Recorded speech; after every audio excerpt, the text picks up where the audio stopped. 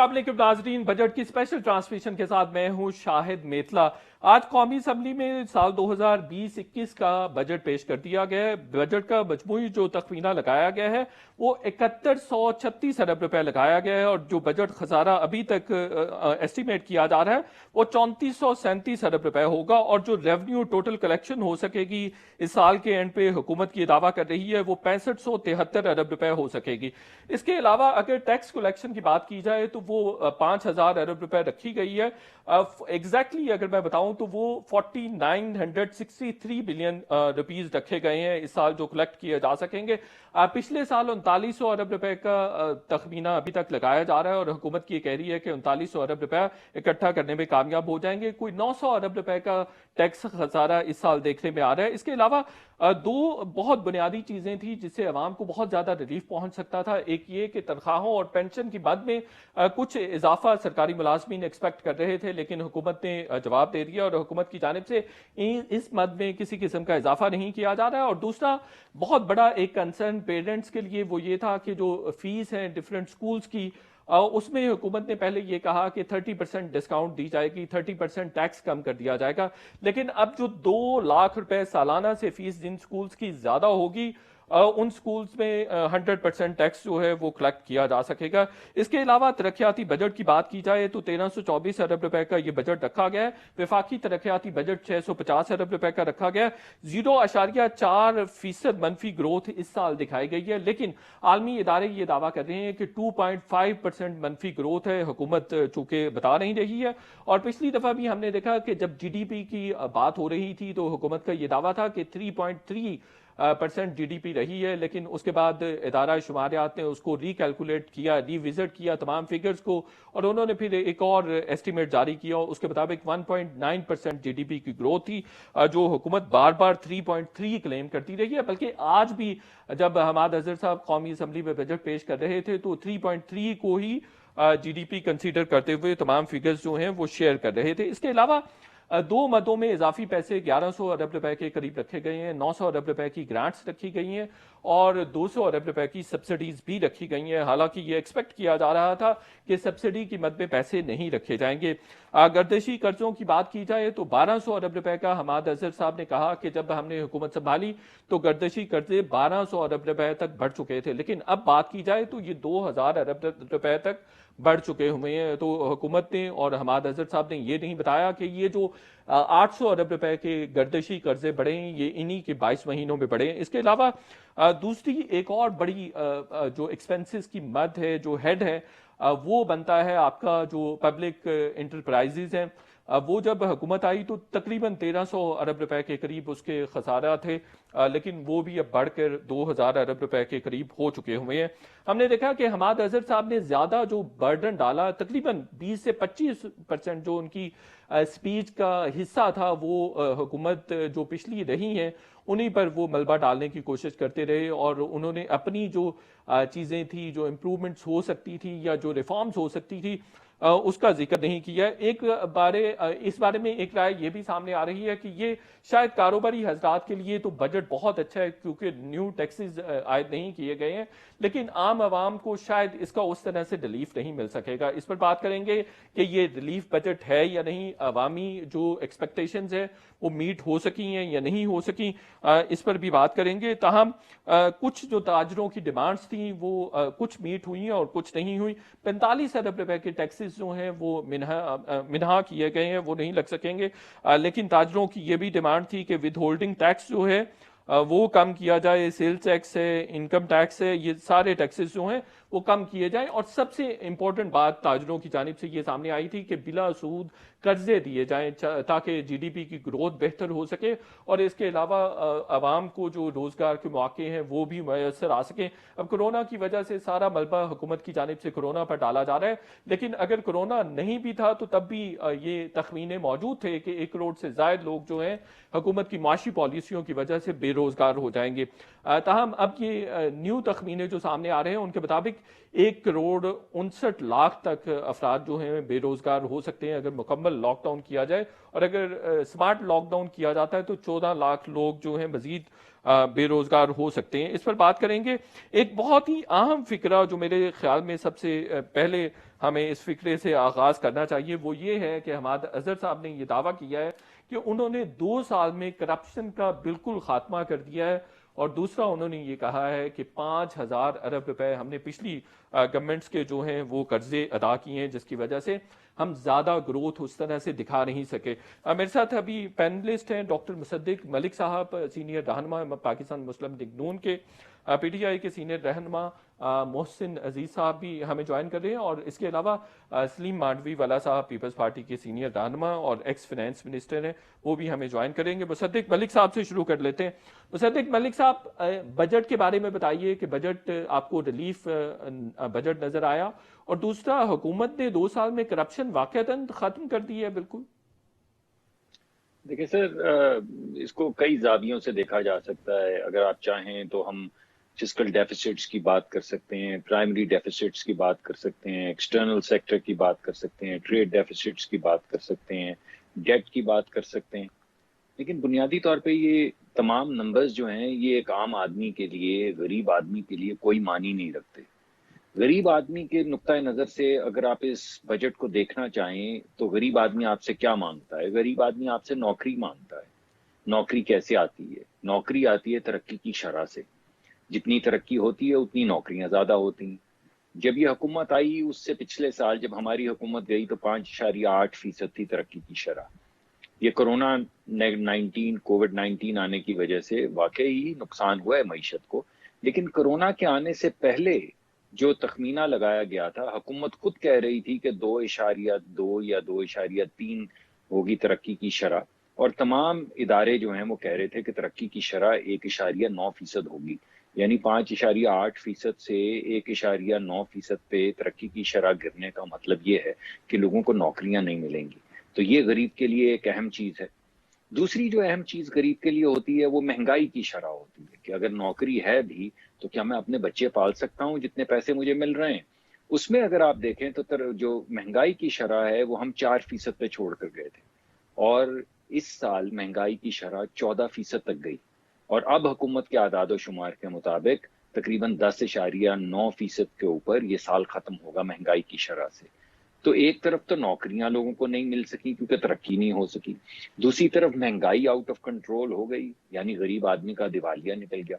तीसरी जो चीज अहम होती है वो ये है कि आपने क्या मुल्क की जो अभी हमारे यहाँ जो कोरोना वायरस है इसकी पहले किस किस्म की, वैसे तो इसकी कोई मिसाल नहीं मिलती, लेकिन आपको क्या चीजें आपके गुमान में आती हैं? आपके गुमान में आता है ग्रेट डिप्रेशन, या आपके जी। गुमान में आता है मेल्ट डाउन 2008-9 का जो फाइनेंशियल सेक्टर में हुआ था। ग्रेट डिप्रेशन में क्या हुआ? पब्लिक स्पेंडिंग के जरिए इस दलदल में से अमेरिका ने और मगरबी ममालिक ने अपने आप को निकाला, और ग्रेटेस्ट एक्सपेंडिचर पब्लिक सेक्टर में किए ताकि लोगों को नौकरियां मिलें, ताकि मुल्क में तरक्की चलती रहे, ये ना हो कि मुल्क बैठ जाए। हम 1 ट्रिलियन का तरक्याती बजट छोड़कर गए थे, और पिछले साल 600-650 अरब का था तरक्याती मंसूबाजात, इस साल भी 600-650 अरब के हैं। लेकिन जो अहम बात है वो ये है कि पिछले साल जो सूबों को पैसे दिए गए तरक्की की मद में, उसमें से सिर्फ 40% खर्च हो सके। उसकी वजह ये थी कि फेडरल रिलीजेज ही नहीं हो सकी, उसकी वजह ये थी कि टैक्सेस ही नहीं इकट्ठे हो सके। तो चौथी अहम चीज ये है। तो तीसरा जो नुक्ता है, पहला मैंने आपको बताया नौकरी के हवाले जी। से, फिर आपको बताया महंगाई के हवाले से, फिर आपको बताया तरक्की के हवाले से, चौथा अब इसकी वजह से टैक्स आपके सामने आ जाता है। हम्म। अब आप ये बताइए कि आज से 2 साल पहले हम टैक्स कलेक्शन 3842 पे छोड़ के गए थे। जी बिल्कुल। पिछले साल मुसद्दिक मलिक पहली साहब, मर्तबा। मुझे ब्रेक के लिए कहा जा रहा है, आपकी इजाजत से मैं ब्रेक लेना चाहूंगा। मैं आप ही से गुफ्तगू का सिलसिला आगे बढ़ाऊंगा। एक छोटे से ब्रेक लेते हैं।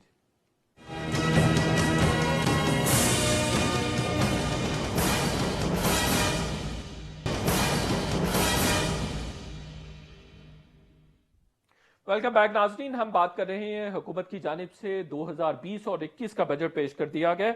डॉक्टर मुसद्दिक मलिक साहब, आप अपनी बात कंप्लीट कर लें, फिर मैं मोहसिन अजीज साहब से इसका रिप्लाई ले लूंगा। देखें, मैंने तो मोटी मोटी आपको बात बताई कि ना ना लोगों के लिए नौकरी पैदा हो सकी, ना महंगाई की शरह पे काबू पाया जा सका, ना मुल्क में तरक्याती मंसूबे आगे बढ़ सके, ना मुल्क में टैक्स इकट्ठा हो सका।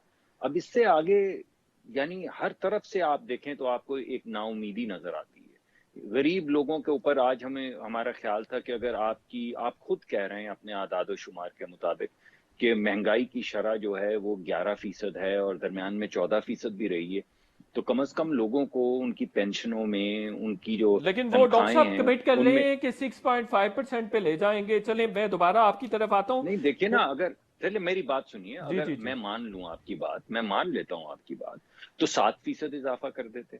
यानी आप ये बताइए कि जब हमारी हुकूमत थी तो हमने कहा 12 लाख, यानी जो शख्स 1 लाख रुपया कमा रहा है, हमने कहा उसे टैक्स मत दें, उसको ये पैसे अपने बच्चों की तालीम सेहत पर खर्च करने दें, रहने दें। और ये बहुत बड़ी रकम भी नहीं थी, हमने इसका कोई डॉक्टर टैक्स साहब इम्पैक्ट वैसे भी नहीं था। मैं आपकी इस बात से एग्री इसलिए नहीं करता कि हमारे पास जो जॉब होल्डर है उसके पास बड़ी सारी अपॉर्चुनिटीज होती हैं, बड़े सारे मौके होते हैं जहां से वो मैनेज हो सकता है, जहां से अफोर्ड नहीं कर सकता कैसे, है अपने वो घर के तरीका एक्सपेंसेस बताएं और ना सर। बाकी चीजें भी। नहीं लेकिन बताइए ना हमारे सर, पास वो वो तरीका बहुत अगर सारे लोग ऐसे सर, हैं जो पॉवर्टी लाइन से नीचे रह रहे हैं। अभी तो ये फिगर देखिए 5 सर, से 6 उसकी तो करोड़ हो मैं जाएगा।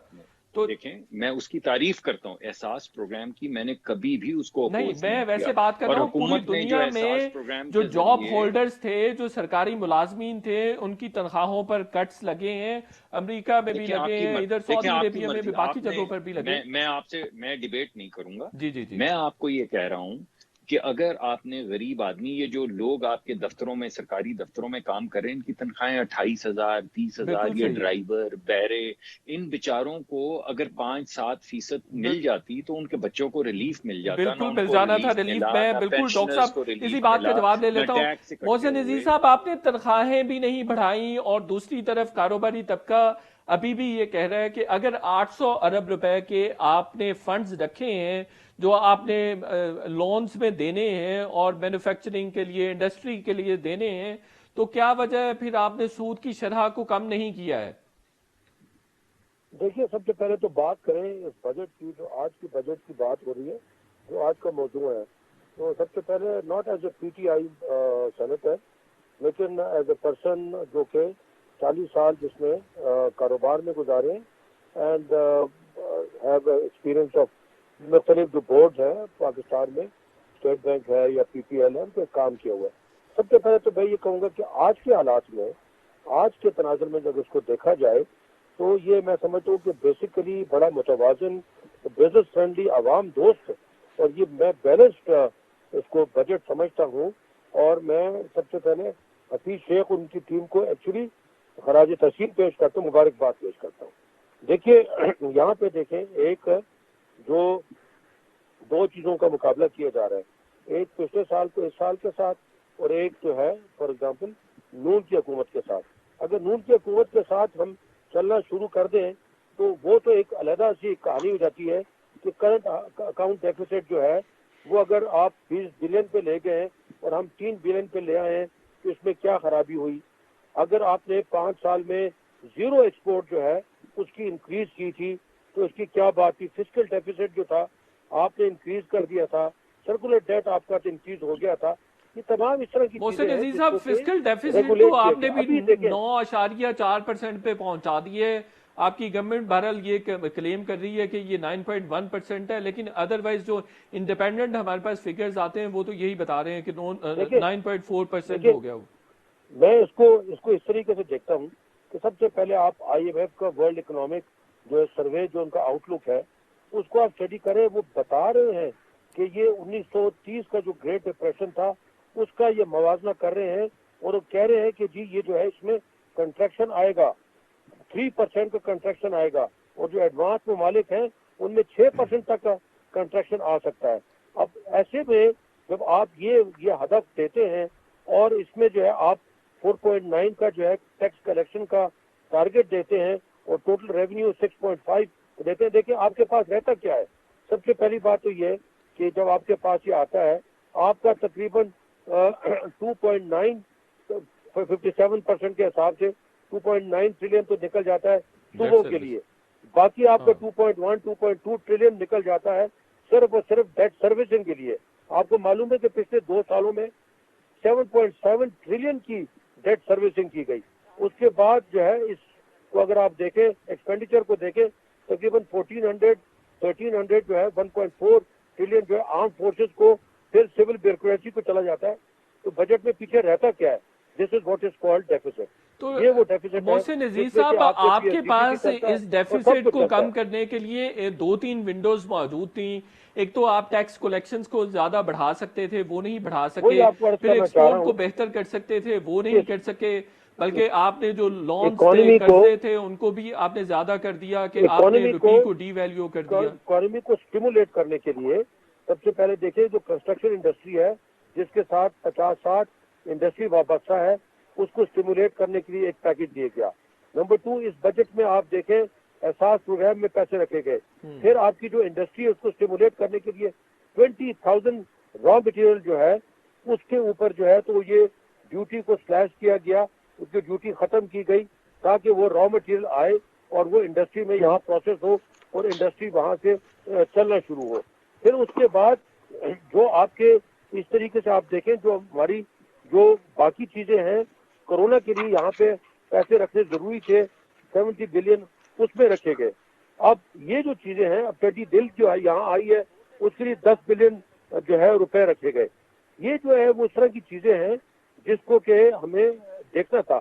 दुनिया आज कह रही है कि ये जो साल है ये साल ग्रोथ का साल नहीं है, ये साल जो वो साल है कि जो ममालिक स्टेबल रह गए सरवाइव कर गए तो they are the winners in the game. तो हम ये पहले कोशिश कर रहे हैं कि जो आवाम है उस तक जो है रसाई भी हो, उस तक जो है तो कोई फंड भी चले जाए। आप देखिए ये तो कहना बड़ा आसान है कि मिनिमम वेज को ऊपर कर देते, लेकिन एक तरफ इंडस्ट्री जो है सफर कर रही है, एक तरफ इंडस्ट्री बंद हो रही है, दूसरी तरफ अगर आप अजीज साहब, मैं आपको इंटरप्ट करूंगा। दो तीन चीजें हम आवाम सारे एक्सपेक्ट कर रहे थे, बिजनेसमैन भी एक्सपेक्ट कर रहे थे। एक तो ईज ऑफ डूइंग बिजनेस के हवाले से कोई ना कोई बात होनी चाहिए थी। दूसरी जो टैक्स रिफॉर्म्स के हवाले से भी एक्सपेक्ट किया जा रहा था कि कोई अच्छे प्रपोजल्स आएंगे। हमें कोई रिफॉर्म एजेंडा नजर नहीं आया आज के बजट में जो कि सारे लोग एक्सपेक्ट कर रहे थे। इसमें टैक्स कलेक्शन की मद में आप देखें जो हमारी पॉइंट ऑफ सेल है जो बेसिक चीज है, अब हमें किस तरह से अपनी टैक्स कलेक्शन बढ़ानी है। पॉइंट ऑफ सेल जो था वो 6,000 लोगों पे था, उसको 15,000 पे ले जाया जा रहा है। इसी तरीके से जो कलेक्शन है उसको बढ़ाने की कोशिश कर रहे हैं, स्मगलिंग को जो है उसको कंट्रोल करने की कोशिश कर रहे हैं, जो नॉन डेवलपमेंट एक्सपेंडिचर है उसको कम करने की कोशिश कर रहे हैं। उसके अलावा जो सिविल हमारा जो उसके जो एक्सपेंडिचर होते हैं ब्यूरोक्रेसी के उसके उसमें कट जो है वो किया जा रहा है। चले ठीक है मोहसिन अजीज साहब, मैं दोबारा भी आता हूं, एक छोटे से ब्रेक लेना है। ब्रेक के बाद फिर इंशाल्लाह गुफ्तगू का सिलसिला जारी रखते हैं।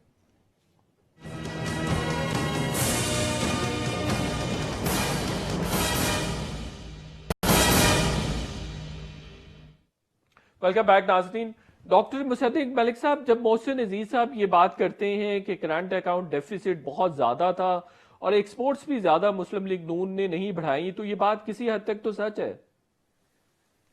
देखें बात यह है कि चलें मैं आपकी बात मानने लेता हूं, लेकिन आप देखिए कि उसके बाद अब 2 साल के अंदर क्या हुआ है।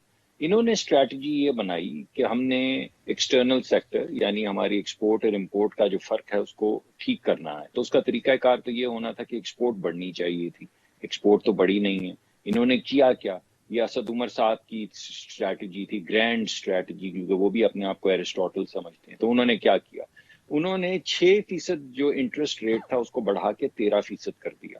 13% का मतलब क्या है कि जो तो बड़ी फैक्ट्रियां हैं उनकी जब वो पैसा लेते थे तो कॉस्ट ऑफ कैपिटल उनकी 18% पे चली गई, और small to medium size enterprise के लिए जो छोटा कारोबार करते हैं उनके लिए 20-22% पैसे की कीमत हो गई। नतीजतन क्या हुआ कि इकोनॉमी जो है वो श्रिंक करना शुरू हो गई। ये जो मैंने आपको शुरू में बताया कि तरक्की की शरह जो है वो 6% से गिर के 1.9% पे पिछले साल रह गई, ये इत्तेफाक नहीं था, ये स्ट्रैटेजी थी। और ये स्ट्रैटेजी ये थी कि ना रहेगा बांस ना बजेगी बांसुरी। यानी अगर एक्सटर्नल सेक्टर को फिक्स करना है तो इकोनॉमी का जनाजा निकाल दो। जब इकोनॉमी चलेगी नहीं या 1.9% पे बढ़ेगी तो इंपोर्ट बिल कम हो जाएगा, इंपोर्ट बिल कम होगा तो एक्सपोर्ट और इंपोर्ट में फर्क कम हो जाएगा। साथ में इन्होंने हमें बताया कि जब हम 164, 50, 60, 70 पे ले जाएंगे रुपए की कदर डॉलर के मुकाबले में, तो एक्सपोर्ट आप देखिएगा कैसे बढ़ती है। अब 2 साल हो गए भाई, एक्सपोर्ट तो 1% बढ़ी, और इंपोर्ट आप गिरा रहे हैं, उसकी वजह यह कि आपने जीडीपी का जनाजा निकाल दिया। ये किस किस्म की स्ट्रैटेजी है कि आप एक बैरूनी जो सेक्टर है उसको फिक्स करने के लिए गरीब लोगों की जान निकाल दें और जनाजा निकाल दें पूरी मईशत का? ये किस किस्म की स्ट्रैटेजी है? तो ये स्ट्रैटेजी हमें समझ नहीं आई बिल्कुल सही है। और लेकिन इस स्ट्रैटेजी का बहुत ज्यादा नुकसान हुआ है मुल्की मईशत को। उसके अलावा जो फॉर्मल सेक्टर था उसका जनाजा तो निकाल गए असद उमर साहब, फिर इन्होंने इनफॉर्मल जो सेक्टर था उसका जनाजा पिछले एफबीआर के चेयरमैन के जरिए निकलवा दिया। अब आप मुझे बताएं, इन्होंने 2 एमनेस्टीज दे दी हैं, अभी 2 साल हुए। पहली एमनेस्टी इन्होंने आते ही दी। पहले तो हमारी दफा एमनेस्टी पे इन्होंने कहा ये चोरों के लिए है, तो हमने इनसे पूछा भाई ये जो आपने एमनेस्टी दी है ये किसके लिए? अगर हमारी चोरों वाली थी तो आपकी क्या मौलाना साहिबान जो है उनके लिए है, आइमा जो है उनके लिए, किसके लिए आपने दी है ये? लेकिन चले इन्होंने दे दी, हमने भी थोड़ी सी तनकीद करके छोड़ दिया क्योंकि हमने भी एमनेस्टी दी हुई थी। अब इन्होंने फिर दोबारा से एमनेस्टी दे दी है और आज दोबारा से ये कह रहे हैं कि जो अनडॉक्यूमेंटेड लोग हैं वो थोड़ा टैक्स ज्यादा दे दें मगर अनडॉक्यूमेंटेड रहें। तो भाई इनकी स्ट्रैटेजी क्या है? क्या ये अनडॉक्यूमेंटेड इकोनॉमी को डॉक्यूमेंटेड करना चाहते हैं या नहीं करना चाहते? अगर करना चाहते हैं तो ब्लैक मनी जो है पहले लेकिन हमारे डॉक्टर मुसद्दिक मलिक जमाने साहब, में हुकूमत का ये कहना है अगर डॉक्यूमेंटेशन करेंगे इकोनॉमी की तो बिल्कुल पहिया जैम हो जाएगा इकोनॉमी का। नहीं भाई जैसा ना करें अभी ना, हमने मगर रिसेंटली देखिए देखा है कि देखिए मेरी बात, 50,000 देखिए सुनिए 50,000 की सुनिए खरीदारी पर आपको एनआईसी शो करना था, उस पर आपने देखे कि स्ट्राइक्स हुई, प्रोटेस्ट हुए और अच्छा खासा उस पर मेस देखने में आया। तो शायद नहीं हम भाई आवाम ये भी बात उस तरह से देखें, तैयार नहीं है। देखिए सुनने की कोई, देखिए मेरी बात समझे। आप फिर हमारी दफा उनको चोर क्यों कहते थे? जब हमने एमनेस्टी दी तो आपने उन लोगों को, कारोबारी लोगों को, ताजरों को चोर क्यों कहा? और फिर जिस वक्त हमने कहा कि इनसे टैक्स लेते हैं हम जो अनडॉक्यूमेंटेड हैं, तो आपने इनको चोर कहा, मनी लॉन्ड्रर कहा। तो अब ये क्या है जिनको अब आप ला रहे हैं? ये चोर हैं, ये मनी लॉन्ड्रर हैं, ये क्या है? अभी आज आप पूछिए तो कहते हैं कि शुगर माफिया। चलें एक शुगर माफिया, फिर कहते हैं नहीं नहीं बिल्कुल आटा सही। की भी माफिया। चलें आटा की माफिया, फिर आपने कहा स्कूलों की भी माफिया है, फिर आपने बोला कि अस्पतालों की भी माफिया है, फिर आपने खैर कहा वो कि ऑपोजिशन की माफिया है। गवर्नेंस के सर इश्यूज सवाल हैं ये डॉक्टर साहब। है, मैं दोबारा सवाल ये आता हूं है आपकी कि इजाजत से, मोहसिन आपने अजीज देखें साहब को इंक्लूड मईशत, कर। आखिरी बात करूंगा, जी मईशत चलानी तो आपने फैक्ट्रियों के जरिए ही है ना।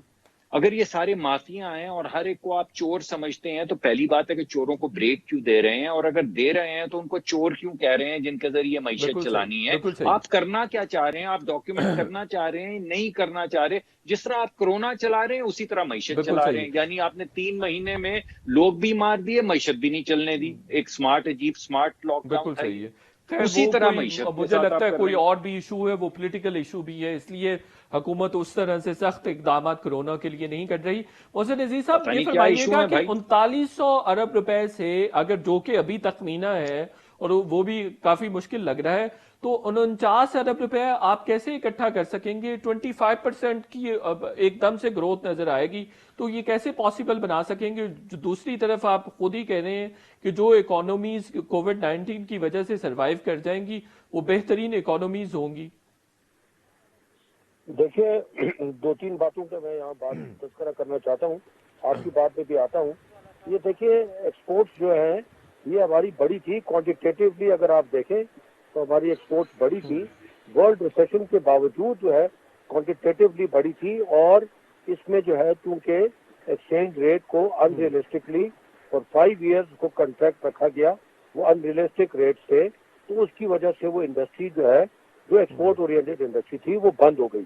उसकी रिवाइवल का कोशिश की जा रही थी, लेकिन क्योंकि उस वक्त इन्फ्लेशन का इतना आगे बढ़ गई थी, इसलिए इंटरेस्ट रेट ऊपर चला गया, और उसको भी आहिस्ता आहिस्ता कम करके आज 8% पे आ गया। और इंशाल्लाह 1-2 महीने में, 3 महीने में आप देखेंगे कि ये तकरीबन 6% मैं मोहसिन अजीज साहब आपकी इजाजत से मैं दोबारा आप ही के पास आता हूँ। सलीम मांडवी वाला साहब मेरे साथ है। सलीम मांडवी वाला साहब, जब हुकूमत ये बात करती है कि पिछली हुकूमतों ने कर्ज बहुत ज्यादा लिए हुए थे, उन्होंने कोई 5,000 अरब रुपए के करीब कर्ज वापस किए, डेट सर्विसिंग की है, इस वजह से भी ग्रोथ नहीं नजर आती, इस वजह से भी पीएसडीपी कॉन्ट्रैक्ट करना पड़ता है, तो ये बात किस हद तक सही है? देखिए जी, मोहसिन साहब जो बात कर रहे हैं, मैं कुछ बातों पे इनसे एग्री करता हूं, बट कुछ बातें मुझे समझ नहीं आती, क्योंकि ये डिवैल्यूएशन के बाद भी हमारी कौन सी एक्सपोर्ट बढ़ी?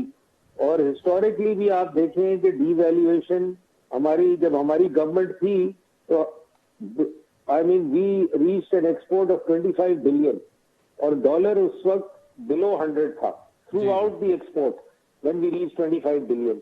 तो ये जो एक मिथ कह लें आप कि जी ये डिवैल्यूएशन होगी तो एक्सपोर्ट बढ़ेगी। आप बांग्लादेश आपके सामने है, कितने का डॉलर है वहां, इंडिया आपके सामने है, कितने का डॉलर है वहां, तो उनकी एक्सपोर्ट कैसे बढ़ गई भाई, अगर डॉलर गिरा के ही एक्सपोर्ट बढ़ाना था। तो ये इस चीज से तो मैं बिल्कुल एग्री नहीं करता। आपको इनपुट कॉस्ट को देखना है, आपको एक्सपोर्टर्स के इशू को देखना है और उस वजह से चीजें एक्सपोर्ट बढ़ती है। इन वजह से नहीं बढ़ती कि जी आप डिवैल्यू कर दें तो आपकी एक्सपोर्ट डबल हो जाएगी। आज तो एक्सपोर्ट जो पीएमएलएन के टाइम पे एक्सपोर्ट थी उससे भी कम हो गई। और अगर आप डिवैल्यूएशन करके रुपी टर्म में बताएंगे जी एक्सपोर्ट बढ़ गई तो इससे कोई फर्क नहीं पड़ता। तो ये सारी चीजें देखने वाली हैं, समझने वाली हैं। बिल्कुल सही। और जो लोग मांडवी वाला साहब ये बताइएगा कि अगर उमूमी जायजा लिया जाए इस बजट का तो ये बजट आपको कोई रिलीफ बजट नजर आता है? इसमें कोई आवाम के लिए रिलीफ है या कारोबारी तबका ज्यादा मुराद हासिल करने में कामयाब हुआ है? हुकूमत का दावा तो ये है कि टैक्स मुराद इस बजट में बहुत ज्यादा दी गई है। जाहिर साहब बजट में कोई रिलीफ की गुंजाइश ही नहीं है। गवर्नमेंट के पास कोई फिस्कल स्पेस ही नहीं है कि वो किसी को कोई रिलीफ दे सके। अगर एक हाथ से रिलीफ देगी तो दूसरे हाथ से कहीं उस रिलीफ को कवर करेगी। और मुझे नहीं लगता कि जो फिगर्स भी दी गई हैं और वर्ल्ड बैंक की रिपोर्ट में पढ़ रहा था वो कह रहा है Pakistan is a negative growth, हमारा बजट कह रहा है जी हम 2.1 से ग्रो कर रहे हैं। नहीं, वो 2.1% अगले साल का टारगेट रखा गया है। जी वो जो भी है, we are in a negative growth for some time now और मुझे नहीं लगता और 3 साल में भी हम पॉजिटिव ग्रोथ में पहुंचेंगे। And we are in a deflation economy, we are not, we are in the same position today like Europe और एनी अदर कंट्री। तो हमारी ना ग्रोथ है, ना हमारी एक्सपोर्ट बढ़ रही है, ना हमारी डोमेस्टिक जीडीपी बढ़ रही है। तो ये पता नहीं किन ख्याली पुलाव दिखा रहे पूरे मुल्क को कि जी हम ये कर देंगे, हम ऐसे हो जाएगा वैसे हो जाएगा। मुझे कोई किसी किस्म की उम्मीद नेक्स्ट 3 साल में नजर नहीं आती। बिल्कुल सही है। मोहसिन नजीर साहब 30 सेकंड का एक कमेंट कर लीजिए, फिर मुझे वाइंड अप करना है। जो सलीम मांडवी वाला साहब है उनके साथ बिल्कुल एग्री करता हूँ। फिस्कल स्पेस हमारे पास मौजूद ही नहीं है कि हम ज्यादा इसके साथ कुछ कर सकें। लेकिन ये जो फिस्कल जो डिसिप्लिन है हमारा, जो फाइनेंशियल डिसिप्लिन है, उसको लाने के साथ जो लॉस मेकिंग हमारी स्टेट एंटरप्राइजेज है उनको कंट्रोल करने के साथ, कलेक्शन बढ़ाने के साथ, स्मगलिंग को कंट्रोल करने के साथ, और जो हमने स्टिमुलस दिया है इंडस्ट्री को रॉ मटेरियल की शक्ल में ड्यूटी कम करने में, और उसके अलावा जो हमने स्लैब भी कम कर दिए ड्यूटी के, वो स्टिमुलस वो जो है वो इंशाल्लाह हमें इंशाल्लाह इस दफा ग्रोथ देगा और कोशिश ये करेंगे इंशाल्लाह ग्रोथ देगा। मोहसिन अजीज साहब आपका बहुत शुक्रिया, डॉक्टर मुसद्दिक मलिक साहब आपका भी बहुत बहुत शुक्रिया, और सलीम मांडवी वाला साहब आप भी हमारे साथ है, आपका भी बहुत बहुत शुक्रिया। इस सेगमेंट का वक्त खत्म हुआ। अगले सेगमेंट में जब ब्रेक के बाद वापस आएंगे तो इकोनॉमिस्ट हमारे साथ होंगे। Stay with us.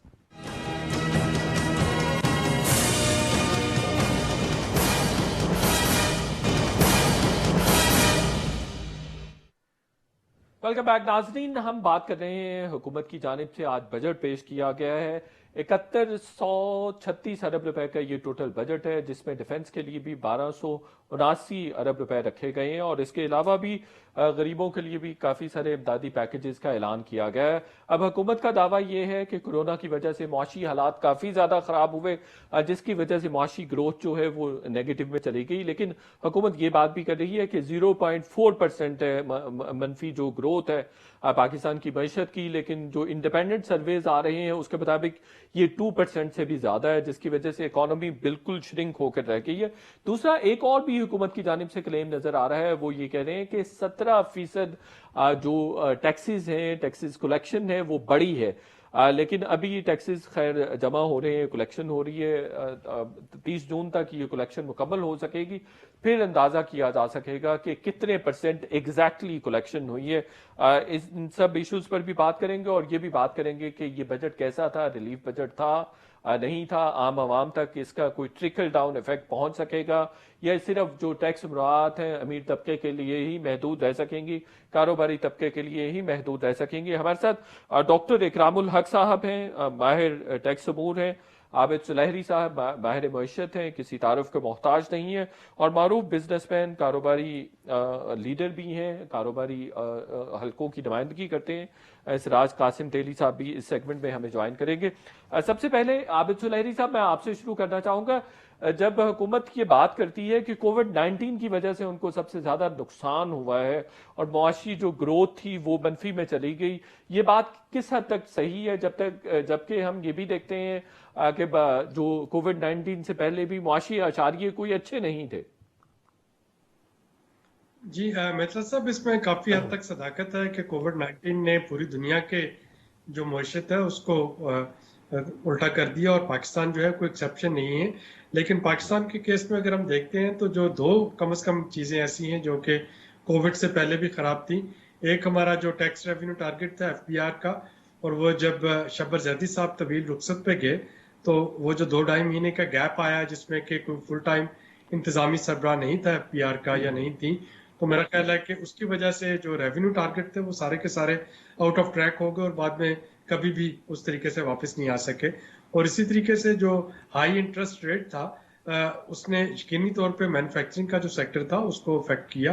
जो इंडस्ट्रियलिस्ट थे वो उनके लिए वो इंटरेस्ट रेट बहुत हाई था। हुकूमत पाकिस्तान की जो अपनी डेट सर्विसिंग थी वो उस हाई इंटरेस्ट रेट की वजह से बहुत बढ़ गई थी और ये वो चीजें थी जिन्होंने कि हमारी इकोनॉमी में पहले से डेंट डाल दिया था। लेकिन अगर ये कहा जा सके कि उस पर जो आखिरी धक्का आया वो कोविड का था और फिर कोविड से ऑन टॉप ऑफ इट बाकी दुनिया में तो सिर्फ कोविड तक ही महदूद था, हमारे ऊपर लोकस का झटका भी लग गया। आखिरी 2 महीने जो थे वो ज़राअत के वो लोकस की नजर भी हो गए। तो ये वो दो ऐसे फैक्टर हैं जो कि यकीनी तौर पे जब भी हम साल 2019-20 का असेसमेंट करेंगे तो उसमें इनका एक बड़ा किरदार होगा टारगेट्स को अचीव ना करने का। अच्छा आबिद सुलहरी साहब, जब हम ये जो आपने FBR की भी बात की है कि टैक्स कलेक्शन जो है मीट नहीं हो सके थे, पिछले साल भी 500 अरब रुपए का टारगेट से कम रेवेन्यू इकट्ठे हो सके थे।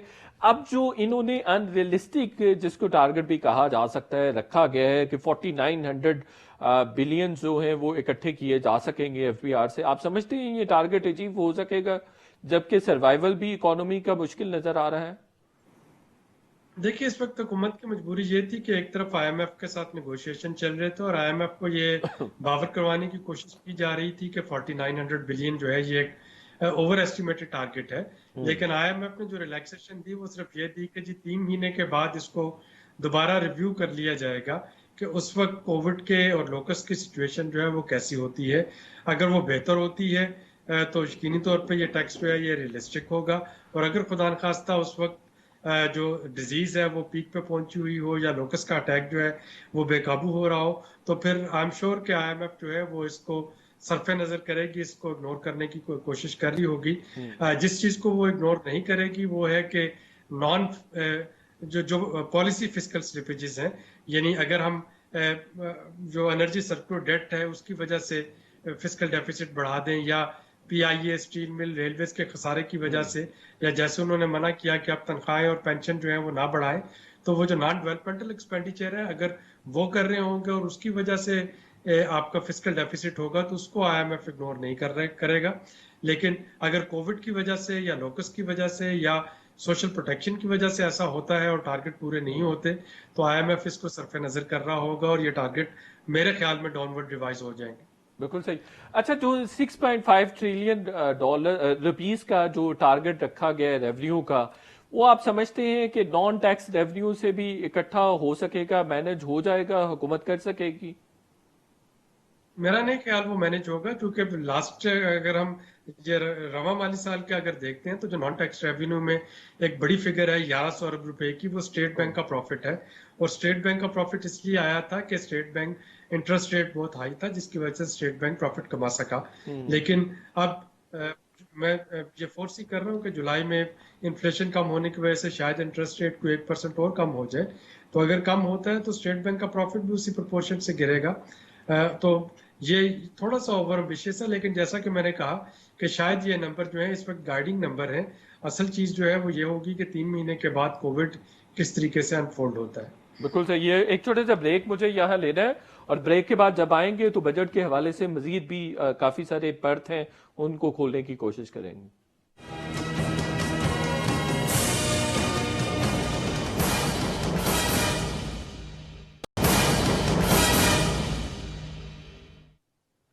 वेलकम बैक नाजरीन। सिराज कासिम तेली साहब, ये फरमाइएगा कि कारोबारी हल्का, कारोबारी तबका आज जो हुकूमत की जानिब से बजट पेश किया गया है, इसको कैसे देखता है? जी, मैं ये समझता हूँ कि कारोबारी लोग सारे इस वक्त बड़े डिसअपॉइंटेड है। इसलिए डिसअपॉइंटेड है कि ये किसी सूरत से रिलीफ बजट नहीं है। और जिस तरह ये कह रहे थे कि ये रिलीफ बजट होगा, हफीज शेख साहब से हमारी मीटिंग हुई थी 8-10 दिन पहले, उसमें इसने कहा था कि रिलीफ बजट होगा, इंडस्ट्री को, बिजनेसेस को सपोर्ट होगी। इन्होंने कहा कि नए टैक्सेस कोई नहीं लगाएंगे। मेरे हिसाब से इन्होंने नए टैक्सेस बिल्कुल नहीं लगाए, मगर पुराने टैक्सेस में बड़े चेंजेस किए। 900 अरब रुपए नए टैक्सेस है ना, ये बढ़ाने का मकसद क्या है?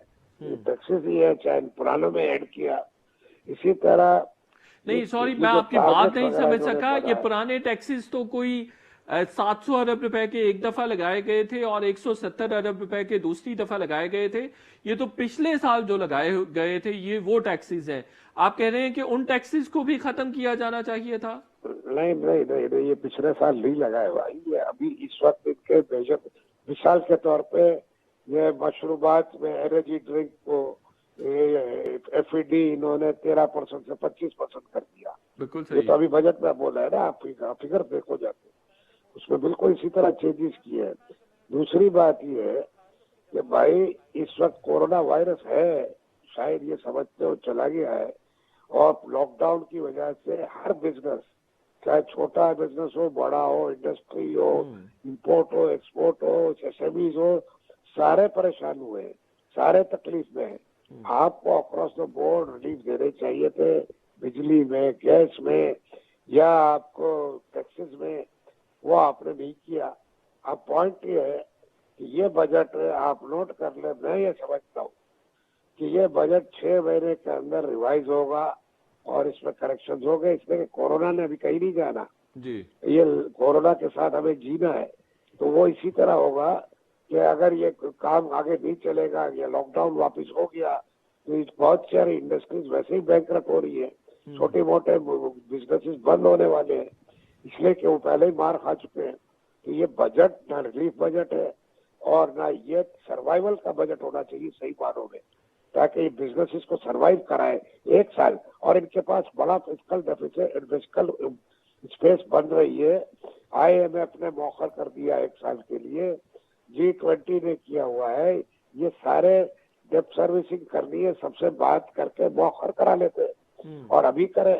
इसकी वजह क्या है कि इनके पास गुंजाइश पैदा हो जाएगी, और होगी भी इस वक्त, मगर अगर ये नहीं करेंगे तो कोई फर्क नहीं पड़ता। बिल्कुल सही। अगले आप सिराज कासिम तेली साहब, आप कहाँ किस किस हेड्स में चाहते हैं कि वहां पर आपको रिलीफ मिले, वहां आपके लिए स्पेस क्रिएट की जाए?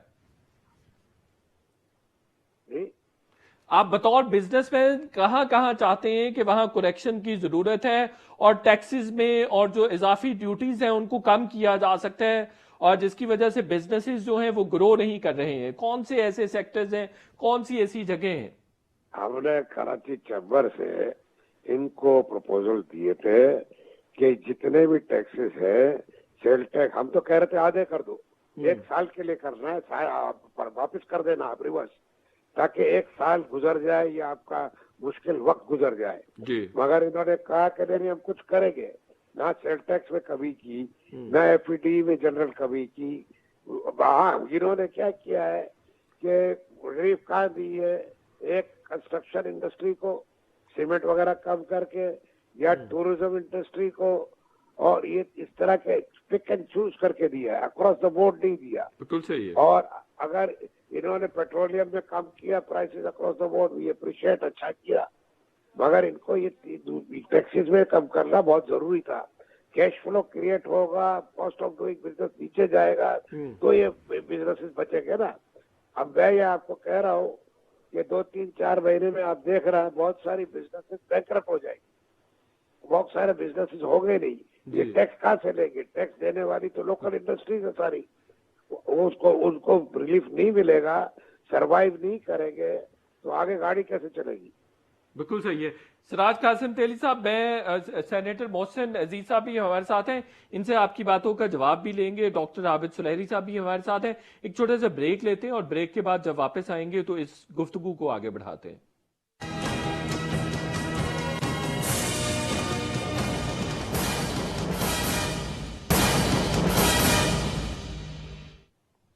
वेलकम बैक नाजरीन। पहले ये कहा जा रहा था मोहसिन अजीज साहब के शायद हुकूमत ने कारोबारी तबके को जहन में रखते हुए बजट दिया है, लेकिन सिराज कासिम तेली साहब की तहफ़्फ़ुज़ात आप सुन रहे थे, काफ़ी ज़्यादा इनकी तहफ़्फ़ुज़ात हैं। अब मुझे बताइए कि ये एड्रेस क्यों नहीं हो सके हैं? देखिए, मैं सिराज कासिम तेली साहब की बड़ी कदर करता हूँ।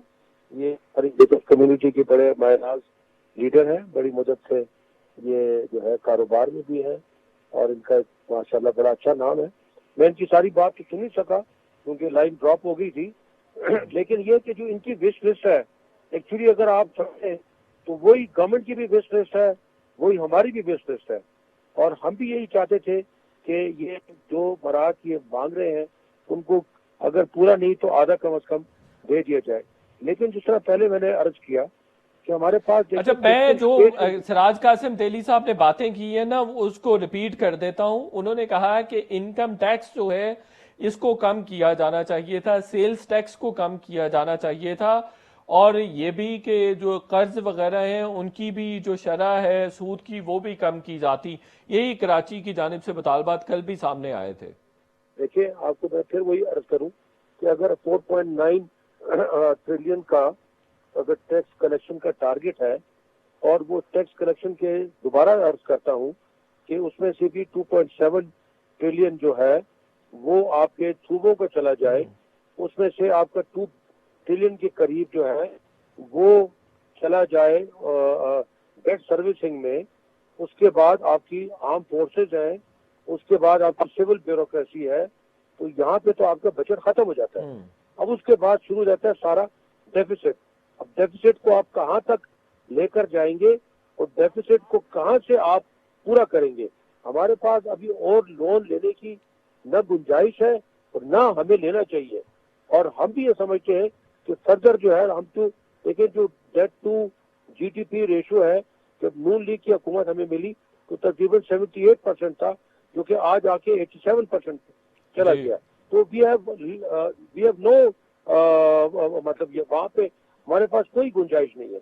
तो फिस्कल स्पेस ही इतनी नहीं है कि ये किया जाए। लेकिन यहाँ पे फिर भी देखिए जो बात की जा रही है कि आवाम, वो कह रहे हैं पेरिस क्लब जैसे 1.8 बिलियन डॉलर छोड़ रहा है, इसी तरह से आईएमएफ भी अपने जो लोन्स हैं उसकी फैसिलिटी को एक्सटेंड कर रहा है, तो वहां पे आपके पास फिस्कल स्पेस मौजूद थी। पेरिस क्लब ने तकरीबन $900 मिलियन है, उसका फिलहाल वो किया है हमारे साथ। नहीं, 1.8 बिलियन डॉलर्स वो एक्सटेंड कर रहा है, 1.8 बिलियन डॉलर्स का रिलीफ दे रहा है। जी, रिलीफ वो एक बोला बात है, लेकिन पेरिस क्लब है वो अपनी जगह पर है, आईएमएफ जो अपनी जगह पर है, लेकिन आईएमएफ से हमारी नेगोशिएशन हो रही है। बिल्कुल सही। अगर वो चले, मैं दोबारा आपकी तरफ आता हूँ मोहसिन अजीज साहब। डॉक्टर आबिद सुलहरी साहब, मुझे ये फरमाएं कि ये जो बजट आज पेश किया गया है इसमें कोई रिफॉर्म्स का एजेंडा आपको नजर आया है? जैसे ईज ऑफ डूइंग बिजनेस की बात होती है या कॉस्ट ऑफ डूइंग बिजनेस की बात होती है, या अदरवाइज आपने एम्प्लॉयमेंट क्रिएट करनी हो, तो इन तमाम एजेंडास पर कहीं पर काम नजर आया है आपको इस बजट में? मुझे इसमें दो चीजें काफी पॉजिटिव लगी हैं। एक तो ईज ऑफ डूइंग बिजनेस के हवाले से यकीनी तौर पे हमाद अजहर साहब उस पर बात कर रहे थे, कुछ चीजें जो डुप्लीकेशन ऑफ टैक्सेस है उनको अवॉइड करने की। और दूसरा, डॉक्टर इशरत हुसैन की जो कमेटी है उसके तजावीज़ की उन्होंने बात की थी कि हुकूमत जो है वो संजीदगी से अब जो गौर कर रही है और कैबिनेट ने ऑलरेडी उसकी मंजूरी दे दी कि कुछ डिपार्टमेंट्स जो हैं उनको अबॉर्ट कर दिया जाएगा, कुछ को मर्ज कर दिया जाएगा और कुछ जो है वो सूबों को वापस दे दिए जाएंगे। जी जी और बिल्कुल। अगर ऐसा होता है तो मेरा ख्याल है ये एक मेजर माइलस्टोन होगा। 18वीं तरमीम के बाद से ये बात बार बार की जा रही है कि वफाकी हुकूमत जो है उसका साइज श्रिंक होना चाहिए, वहाँ पे एक्सपेंडिचर कम होने चाहिए और 18वीं तरमीम के बाद जो मुख्तलिफ शोबा जो हैं जो सूबों को दे दिए गए हैं वो डुप्लीकेशन ऑफ एफर्ट यहाँ पे नहीं होनी चाहिए। तो अगर वाकईतन डॉक्टर रिशद हुसैन साहब की वो बात जो रिकमेंडेशन उनकी मान ली जाती हैं तो ये मेरा ख्याल एक पॉजिटिव स्टेप होगा और रिफॉर्म की तरफ ये दो चीजें जो है ये आपको नजर आती हैं इस प्रोजेक्ट में। बिल्कुल सही है। अच्छा डॉक्टर आबिद साहब, ये बात जब होती है कि बरामदात मुस्लिम लीग नून नहीं उस तरह से बढ़ा सकी, देखिए पीटीआई की भी बरामदात हमें कहीं पर भी नजर नहीं आती, हालांकि डीवैल्यूएशन भी की गई रुपये की, उसके बावजूद नहीं बढ़ सकी है इनकी भी बरामदात। तो मुस्लिम लीग नून पर ये बर्डन फिक्स किया जा सकता है कि उसकी जानिब से उस तरह से बरामदात नहीं बढ़ी है? मेरा नहीं ख्याल कि इसका किसी एक हुकूमत से ताल्लुक साबित लिंक किया जा सकता है। बदकिस्मती से पिछले कई सालों से और पिछली दोनों हुकूमतों में और पीपल्स पार्टी की हुकूमत का तो एनर्जी क्राइसिस चल रहा था उस वक्त, जो एक्सपोर्ट था वो कभी हमारी उस तरह से प्रायोरिटी रही नहीं। जिस हुकूमत में यानी जिस मुल्क में टैरिफ जो है, टैरिफ को आप एक इनकम का जरिया बना लेते हैं कि हमें कस्टम ड्यूटी इसलिए चाहिए कि हमारे डायरेक्ट टैक्सेस जो है वो पूरे नहीं हो रहे, लिहाजा हम कस्टम ड्यूटी इंपोज कर देते हैं। तो वहां पे फिर रॉ मटेरियल जो है वो लामाला महंगा होगा।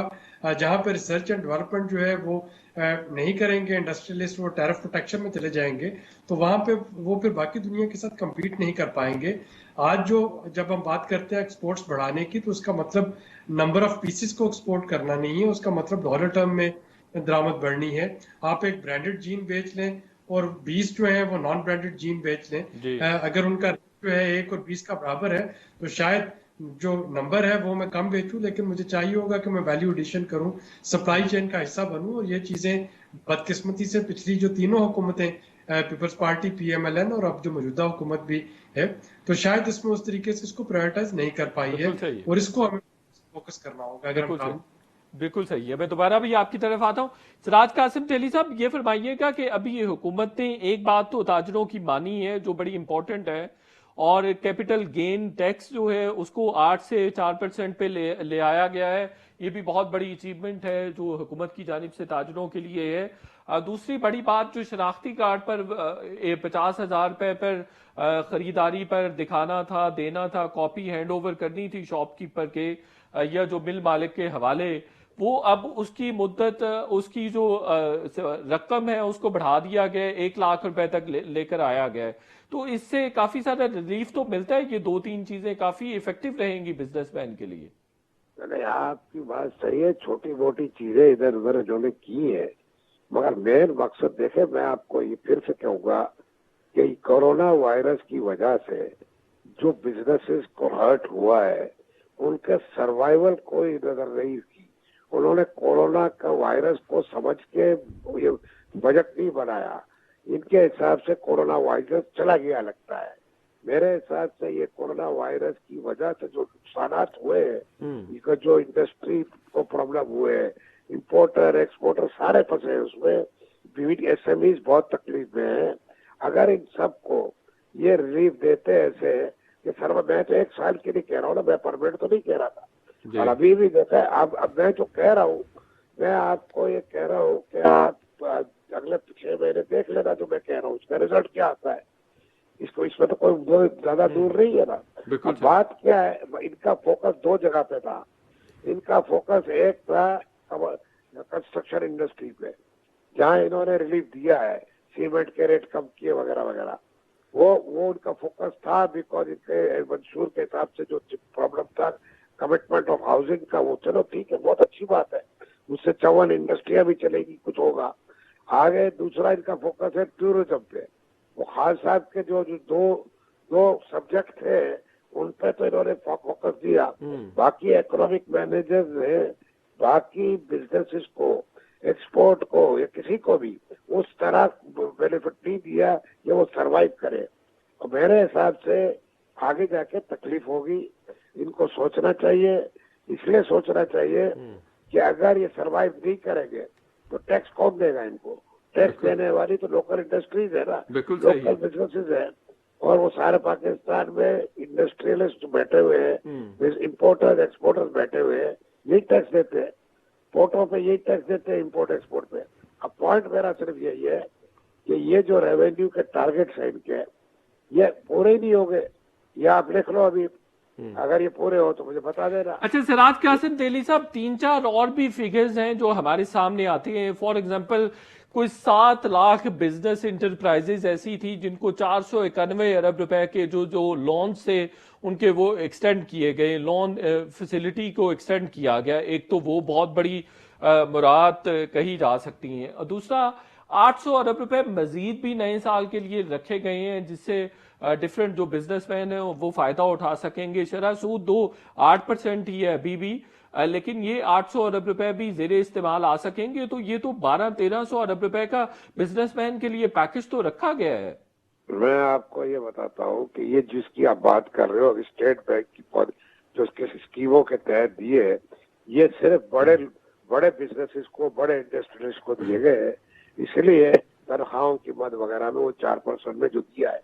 मगर बात क्या है, ये उन लोगों को दिया है जो बैंकिंग सेक्टर में ऑलरेडी काम कर रहे हैं। मैं रिलीफ की बात कर रहा हूँ जो बैंकों से काम नहीं करते। मेजॉरिटी एसएमईज ऐसे हैं जिससे आपकी इकोनॉमी चलती है, वो बैंकों से काम नहीं करते। छोटे ताजिर जो दुकानदार लेवल के लोग हैं वो बैंकों से काम नहीं करते। बिल्कुल सही है। मैंने स्टेट बैंक को भी खत लिखवाया था जिसमें ये लिखा था कि आप छोटे ताजिरों के लिए और छोटे एसएमईज के लिए कोई स्कीम ले आए जिसमें इंटरेस्ट फ्री स्कीम हो और छोटी लोने हो 5, 10, 15 लाख तक, ताकि वो सारे सरवाइव कर जाए। और अगर इधर आपके बेड डेप्ट भी हो जाते तो 2-4 अरब होंगे, ज्यादा नहीं होंगे। मगर ये आपको करना चाहिए, आपको अपने लोगों को बचाना है। कोरोना से मर गए वो लोग, आपको उसके धंधों को बचाना है। आपको ये जब बचेंगे नहीं तो आपको टैक्स, अब आप टैक्स नहीं इकट्ठा हो सकेगा। बिल्कुल सही है। मैं दोबारा भी आपकी तरफ आता हूं। मैं एक छोटा सा कमेंट ले लूं। मोहसिन अजीज साहब, हमने रिवायती तौर पर देखा है कि जब टैक्स रजीम पाकिस्तान में बढ़ रहा हो, इंक्रीज कर रहा हो, तो टैक्सेस में अदरवाइज कमी आ जाती है। ये बहुत बड़ा इशू है हमारे मुल्क का। टैक्सेस लोग उस तरह से देते नहीं है। अगर उनके जहन में ये परसेप्शन आ जाए कि टैक्सेस बहुत ज्यादा हो गए हुए हैं, ये डॉक्यूमेंटेशन, ओवर डॉक्यूमेंटेशन की तरफ हम चले जाएं तो। मोहसिन अजीज साहब, आप हमारे साथ हैं? शायद उनको आवाज नहीं आ रही। एक छोटे से ब्रेक ले लेते हैं और ब्रेक के बाद जब वापस आएंगे तो हम बात करेंगे कि महंगाई के हवाले से जो अभी 9.11% से ऊपर है, उसके हवाले से हुकूमत ये कह रही है कि 6.5% तक इसको अगले साल तक लेकर आया जाएगा। ये देखते हैं कि पॉसिबल हो सकेगा या नहीं। एक छोटे से ब्रेक लेते हैं।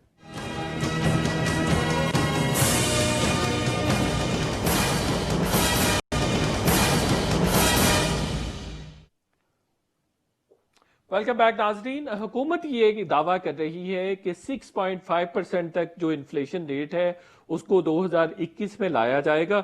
आबिद सुलैरी साहब, ये आपको टारगेट अचीव होता नजर आ रहा है? अदरवाइज देखें, पेट्रोल पे हम बहुत सारी चीजों का इन्हिसार करते हैं। जो भी आपकी कॉस्ट ऑफ डूइंग बिजनेस होती है वो पेट्रोल और डीजल की वजह से ही कम होती है। ज्यादातर यही आपके एक्सपेंडिचर में सबसे बड़ा एक्सपेंडिचर होता है, तो उसमें तो खातिर खा कमी आई है।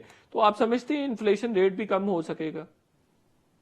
जी, इन्फ्लेशन रेट कम यकीनी तौर पे हो रहा होगा। एक तो आलमी मंडी में तेल की कीमतें, अगर हम उनको यहाँ पे ऑयल मार्केटिंग कंपनीज के जरिए आवाम को देने में कामयाब हो गए, अभी तो पेट्रोल जो है वो नायाब चल रहा है 11 रोज से। और दूसरा ये है कि डिमांड जो है वो कंट्रैक्ट होगी। जब इकॉनमी स्लो होती है, वो किसी किस्म के टर्मोइल से गुजर रही होती है, जैसे कि इस वक्त कोरोना और लोकस की वजह से हमारी इकॉनमी इफेक्ट हो रही है, तो फिर लोगों की डिमांड जो है वो ऑटोमेटिकली कम हो जाती है। आप सिर्फ जो खास चीजें हैं जो बहुत जरूरी हैं उन पे स्पेंड करते हैं। यानी आज इस वक्त जो है, जब तक कोरोना की सूरत हाल जो है वो गैर यकीनी चलती रहेगी, तो लोग जो है वो गैर जरूरी तौर पे शायद इन्वेस्टमेंट नहीं कर रहे होंगे। वो जो उनकी जरूरत की चीजें हैं पहले उसको स्पेंड करेंगे, हेल्थ को प्रायोरिटी दे रहे होंगे, हेल्थ के लिए सेव कर रहे होंगे। तो ये जब डिमांड कम होगी तो डेफिनेटली इन्फ्लेशन जो है उसमें कमी आती हुई मैं देख रहा हूँ, और उसी हिसाब से फिर जो स्टेट बैंक का इंटरेस्ट रेट है उसमें भी कमी आनी चाहिए। बिल्कुल सही। अच्छा ये बताइए कि जो पेरिस क्लब है या आईएमएफ है, ये कितने इनसे रिलीफ मिल सकेगा? 1.8 बिलियन डॉलर्स की बात की जा रही है कि पेरिस क्लब ने उसको एक्सटेंड कर दिया फैसिलिटी को। तो बाकी आईएमएफ और अगर सऊदी अरेबिया और चाइना भी कर देते हैं इस फैसिलिटी को एक्सटेंड, तो हमें कितने अरब डॉलर्स का फायदा हो सकता है, जो कि पेरिस क्लब ने तो अभी 31 दिसंबर तक ही एक्सटेंड की है ये फैसिलिटी। जी, पाकिस्तान जो है वो अपने कमर्शियल लोन्स रीशेड्यूल नहीं करवाना चाह रहा, क्योंकि उससे यकीनी तौर पे हमारी क्रेडिट रेटिंग जो है, इनका हुकूमत का ख्याल है कि वो इफेक्ट होगी।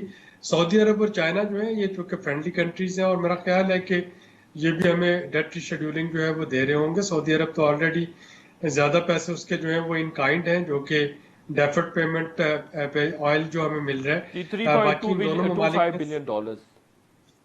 और बाकी इन दोनों ममालिक ने, सऊदी और चाइना ने, स्टेट बैंक ऑफ पाकिस्तान में अपने पैसे रखवाए हुए हैं, जिसपे एक नॉमिनल इंटरेस्ट जो है वो भी वो चार्ज कर रहे हैं 3.45% के करीब।